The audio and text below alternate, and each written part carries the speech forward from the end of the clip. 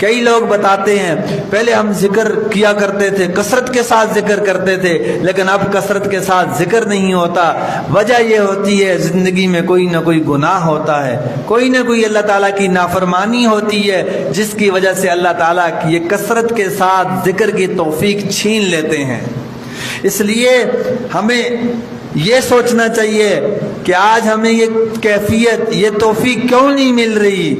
اس کے پیچھے ہماری زندگی کے اندر گناہ ہیں، کوئی نہ کوئی اللہ تعالیٰ کی نافرمانی ہے، جس کی وجہ سے یاد الہی میں بیٹھنا ہمارے لیے مشکل ہے۔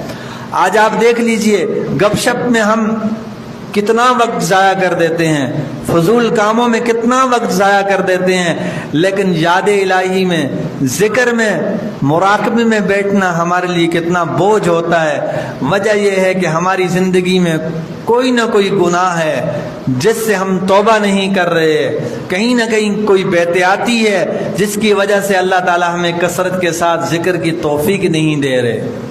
اس لیے ہمیں کوشش کرنی چاہیے، ہم اگر یہ چاہتے ہیں کہ ہمیں یاد الہی کی کیفیت حاصل ہو جائے، کثرت کے ساتھ ہم بھی ذکر کرنے والے بن جائیں، تو پھر ہمیں اپنے گناہوں سے توبہ کرنی پڑے گی۔ اپنی پچھلی زندگی کے اندر جتنے بھی گناہ ہوئے ان سے توبہ کرنی پڑے گی۔ جب ہم توبہ کریں گے، پکی سچی توبہ کریں گے اور گناہوں سے رشتہ توڑ دیں گے، اللہ رب العزت کثرت کے ساتھ ذکر والی نعمت دوبارہ عطا کر دیں گے۔